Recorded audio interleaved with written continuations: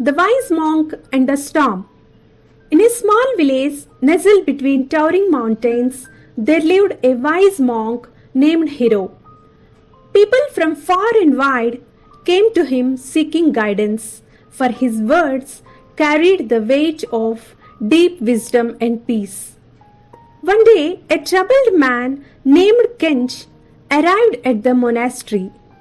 His face was weary, his mind restless.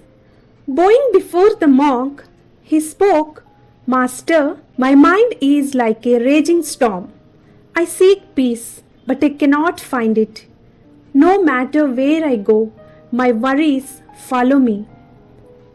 Hero smiled gently and motioned for Kench to follow him. They walked in silence up a hill until they reached a small pond. The monk picked up a rock and threw it into the water. The surface rippled, distorting the reflection of the sky. "Now be still," Hero said.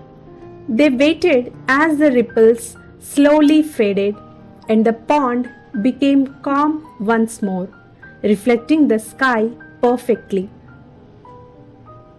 "Do you see?" the monk asked. "The water, disturbed by the stone, is like your mind, agitated by worries and fears. But if you wait, if you stop struggling, the ripples settle and peace returns." Kench pondered this. "But Master, how can I make my mind still like the water?" Hero chuckled. "You cannot force the water to be still. You can only stop stirring it. Likewise, peace is not something you chase. It is something you allow.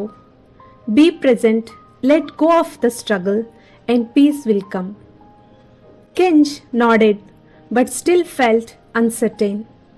Hero noticed this and continued walking, leading him deeper into the mountains. After a while, they reached a narrow path where a strong wind blew between the cliffs. "Listen," Hero said. Kench listened carefully and heard the howling wind rushing through the gaps between the rocks. It sounded wild and restless. "The wind is like your thoughts," the monk explained.